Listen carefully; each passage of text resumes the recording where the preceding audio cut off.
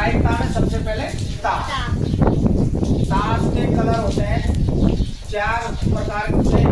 उगम का एक होता है चिड़ी का और पान और ईंट। पान और ईंट।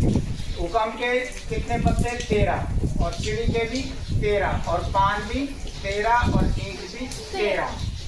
चिड़ी और हुक्म इनका रंग होता है काला। चिड़ी और हुक्म का रंग काला।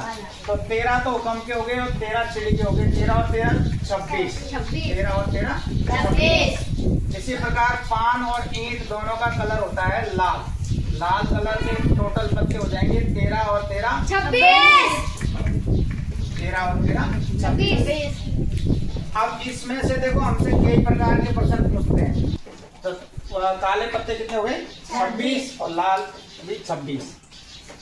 अब पहला प्रश्न, जैसे इसमें एक चीज होती है, इसमें ऑनर कार्ड। ऑनर कार्ड या तस्वीर वाले पत्ते।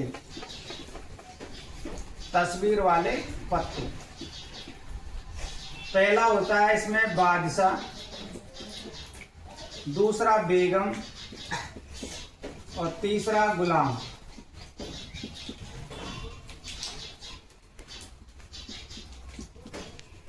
एक बादशाह इसका, हुक्म का, एक चिड़ी का, एक पान का और एक ईंट का, तो टोटल हो गए 4। इसी प्रकार बेगम एक हुक्म की, एक चिड़ी की, एक पान की और एक ईंट की, टोटल कितने हो गए? 4। ऐसे फिर गुलाम एक हुक्म का, एक चिड़ी का, एक पान का और एक ईंट का, टोटल कितने हो गए? 4।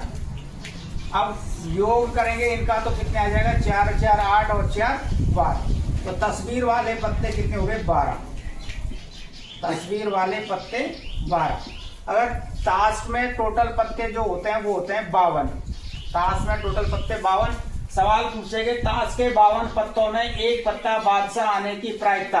तो बादशाह 4 है तो 4 बटे में 52 यानी 1 बटे में 26।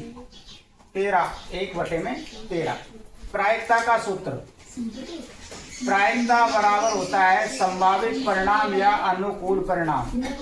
संभावित परिणाम या अनुकूल परिणाम। अनुकूल परिणाम बटे में होता है कुल परिणाम। बटे में कुल परिणाम।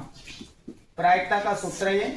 संभावित परिणाम भी लिख सकते हैं इसको, अनुकूल परिणाम भी और कुल परिणाम। बादशाह के लिए पूछा, बादशाह कितने होते हैं? 4। तो संभावित परिणाम तो 4 हो गया और कुल परिणाम ताश के 52 पत्ते होते हैं तो कुल परिणाम आएगा 52। इसी प्रकार जैसे बेगम का पूछे आपसे, बेगम का पूछेंगे तब भी संभावित परिणाम तो हो गया हमारा 4 और कुल परिणाम 52 है तो बटे में कितना लिखेंगे? 52। इसी प्रकार से गुलाम का पूछे आपसे, गुलाम का पूछेंगे तब भी आएगा आपका 4 बटे 52।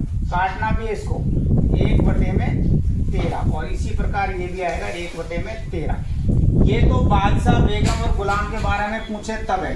अगर किसी एक का नाम ले दे, जैसे हुक्म का बादशाह या चिड़ी का बादशाह या पान का बादशाह या ईंट का बादशाह, किसी एक का नाम ले दे तो प्रायिकता आपकी रहेगी 1 बटे में 52। अगर किसी एक का नाम नहीं ले तो 4 बटे 52 और किसी एक का नाम ले दिया तो 1 बटे में 52। गुलाम के, बेगम के लिए पूछ ले चाहे गुलाम के लिए पूछ ले, किसी भी पत्ते के लिए पूछेंगे। अगर किसी एक का नाम ले दिया तो 1 बटे 52 है, अगर किसी का नाम नहीं दिया तो फिर 4 बटे में 52। इसमें से पूछे जैसे आपसे एक पत्ता काले रंग का, ताश के 52 पत्तों में से एक पत्ता काले रंग का, तो काले रंग के पत्ते यहाँ पर हमारे 26 है। तो फिर संभावित परिणाम तो कितना हो गया? 26 और कुल परिणाम कितना आ जाएगा? 52। तो 26 एकम 26, 26 दूनी 52। काले रंग का या लाल रंग का पूछे तो वही 26 बटे में 52 आएगा। अगर इनमें से किसी एक का पूछे, 5 चिड़ी ईंट इनमें से पूछे तो आपका फिर संभावित परिणाम रहेगा आपका 13 और कुल परिणाम कितना रहेगा? 52। तो 13 एकम 13, 13 चक्कू 52। हुक्म का पूछे तब भी 13 बटे 52, चिड़ी का पूछे तब भी 13 बटे 52, और पान का पूछे तब भी 13 बटे 52, ईंट का पूछे तब भी 13 बटे 52। ताश के 52 पत्तों में से किसी एक का नाम लेके पूछे, ताश के 52 पत्तों में हुक्म का एक पत्ता आने की प्रायिकता तो 13 बटे 52। ताश के 52 पत्तों में एक पत्ता ईंट का आने की प्रायिकता तब भी 13 बटे 52। ताश के पत्तों में एक पत्ता चिड़ी का आने के वाली प्रायिकता तो 13 बटे 52। अगर पूछे ताश के 52 पत्तों में तस्वीर वाले पत्ते, तस्वीर वाले पूछे तो देखो तस्वीर वाले टोटल पत्ते कितने 12, तो 12 बटे में संभावित परिणाम कितना हो जाएगा आपका 12 बटे में 52। 2 का भाग दे दो इसमें, 2 का भाग दिया 6 बार, 2 का भाग दिया इसमें 26 बार, फिर 2 का भाग दे दिया इसमें 3 बार, फिर 2 का भाग दे दिया इसमें 13 बार, तो प्रायिकता कितनी हो जाएगी फिर 3 बटे में 13। अगर तस्वीर वाले पत्तों की पूछे, इनमें से किसी एक का पूछे तो 4 बटे 52 है, कुल तस्वीर वाले पत्तों के बारे में पूछे तो आपको 12 बटे में 52 लिखना है, इनमें से किसी एक के बारे में पूछे तो 13 बटे 52। तो ये ताश के सवाल हैं, इनमें से अगर कोई चीज तुमको पूछनी है तो समझ में तुम। अब अपन ने ताश पढ़ लिया, उसके बाद में क्या है पासा। पासे को एक बार उछालने पर, पासे को एक बार उछालेंगे तो परिणाम क्या आएंगे 1 2 3 4 5 और 6। पासे को एक बार उछालने पर संभावित परिणाम जो होते हैं अपने कुल परिणाम होते हैं 1 2 3 4 5 6। कुल परिणाम कितने हो गए 6, कुल परिणाम 6। पासे को एक बार उछालने पर कुल परिणाम 6। चलो पासे को कुल परिणाम तो हो गए, कितने हुए 6। अब इसमें देखो पहला सवाल पूछते हैं विषम संख्या, विषम संख्या का सवाल पूछेगा, इसमें से एक दूसरा पूछेगा आपसे सम संख्या, विषम संख्या और सम संख्या। विषम संख्या को हम अभाज्य संख्या भी बोल सकते हैं, अभाज्य संख्या। दोनों में से कोई भी प्रकार का सवाल पूछे तो सम संख्या भाज्य संख्या, सम को भाज्य संख्या भी अपन बोल सकते हैं। और इनमें से तीसरा सवाल ऐसे पूछता है, इसमें से किसी एक संख्या का नाम दे दिया, जैसे 5 से छोटी संख्या आने की प्रायिकता, 3 से बड़ी आने की प्रायिकता। तो जैसे अब 3 का ही पूछ लिया, 3 से बड़ी संख्या कितनी 1 2 3, तो संभावित परिणाम तो कितना हो गया 3 और कुल परिणाम कितना है 6।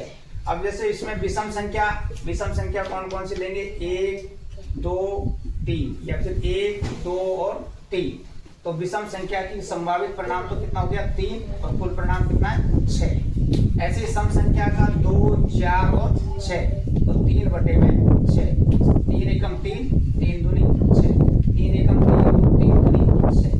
तो दोनों में भाज्य और अभाज्य संख्या में प्रायिकता आएगी आपकी 1 बटे में 2। तीसरा सवाल मैंने बहुत बता दिया, जैसे 3 से बड़ी संख्या, 3 से बड़ी संख्या, तो 3 से बड़ी संख्या की प्रायिकता हमको ज्ञात करनी है। 3 से बड़ी संख्या 1 2 और 3, 1 2 3, तो ऊपर संभावित परिणाम तो 3, कुल परिणाम कितना है 6, 3 एकम 3 3 दूनी 6। या फिर सवाल में दे दिया, जैसे मान लो आपको 2 से बड़ी संख्या, 2 से बड़ी संख्या, तो 2 से बड़ी संख्या कितनी हो जाएगी अब हमारी 1 2 3 4, तो संभावित परिणाम तो हो गया 4, कुल परिणाम कितना है 6। 2 का भाग दिया 2 दूनी 4 और 2 तिया 6। या फिर जैसे सवाल में पूछ लिया आपसे 6 से छोटी संख्या, 6 से छोटी संख्या की प्रायिकता बताइए, तो 6 से छोटी संख्या कितनी है हमारी 1 2 3 4 5, तो संभावित परिणाम हो गया 5 और कुल परिणाम कितना है 6।